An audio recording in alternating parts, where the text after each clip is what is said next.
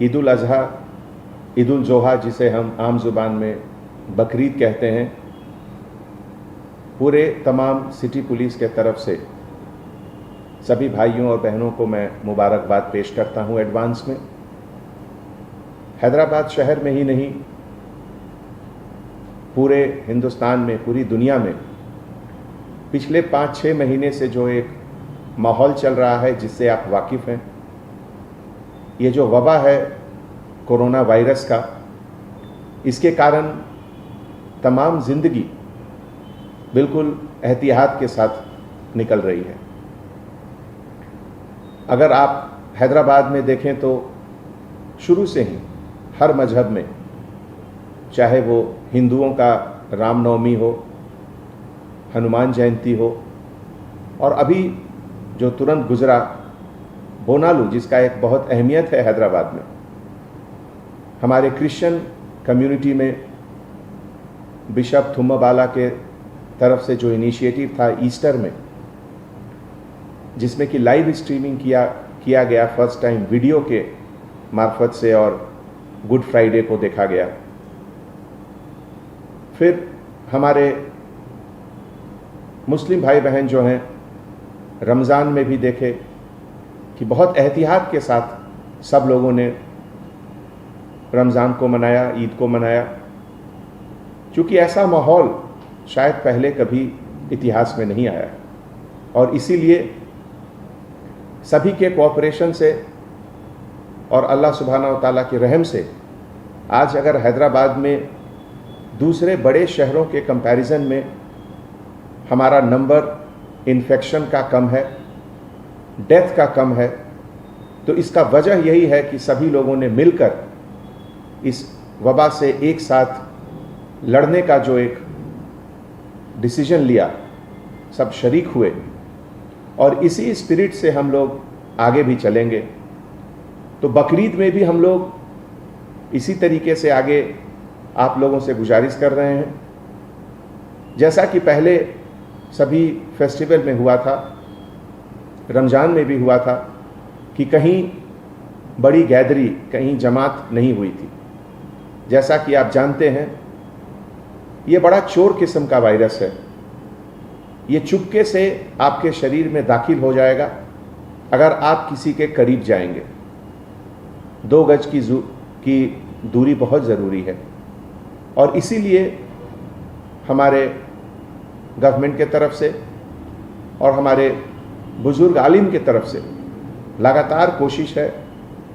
सभी मस्जिद में हमेशा लोग कहते रहते हैं कि घर पे ही अपना नमाज अदा करें,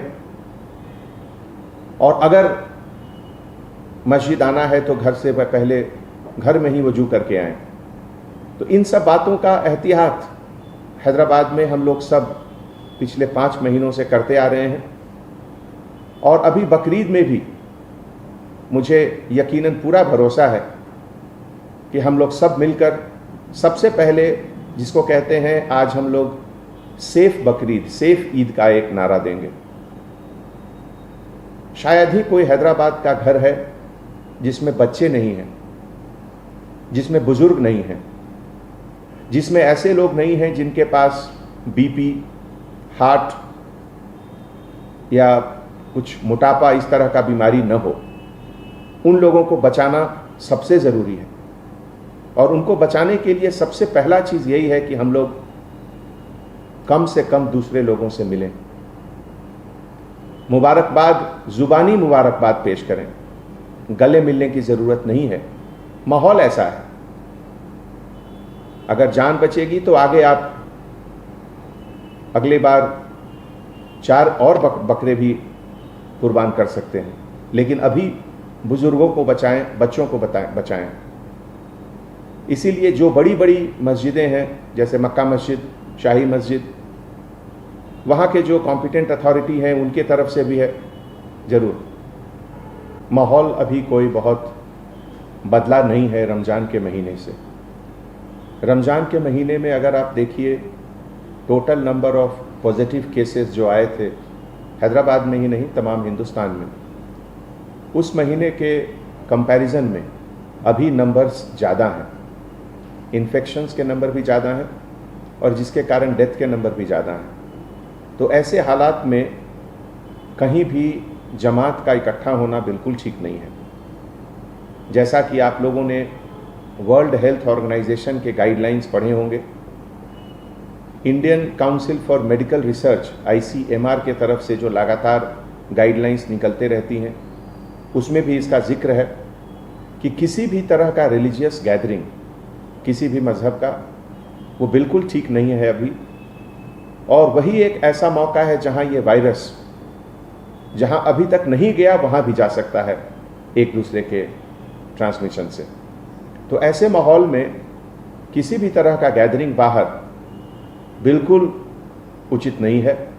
और मैं आप सबों से हाथ जोड़कर गुजारिश करता हूं कि आज की तारीख में अगर सबसे ज़रूरी चीज़ कुछ है तो आपका ज़िंदगी, आपका जीवन, आप स्वस्थ रहें, आप हेल्दी रहें, इससे ज़्यादा ज़रूरी कोई चीज़ नहीं है।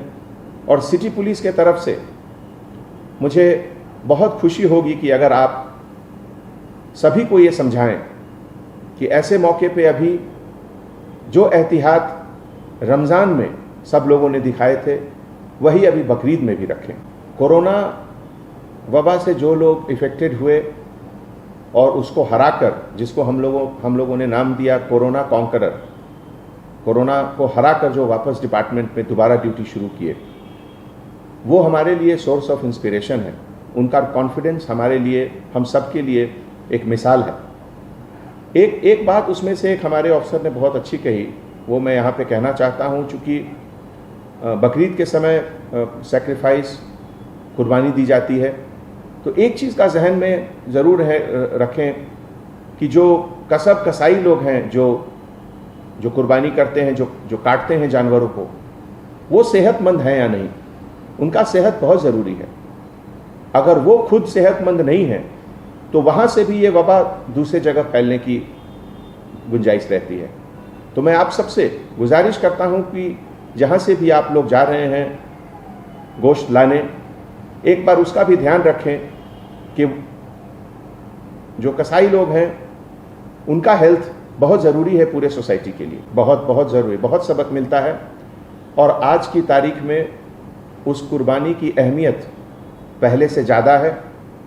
आज सबसे पहले तो मुझे कुर्बानी देनी है अपने उन सभी आदतों की जिसके कारण ये कोरोना वायरस बढ़ सकता है।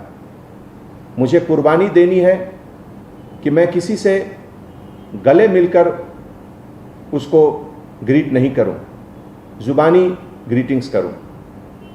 ये भी एक तरह का कुर्बानी है, क्योंकि सब लोगों को गले मिलना बहुत अच्छा लगता है और पहले लोग मिलते भी थे और अच्छी बात है।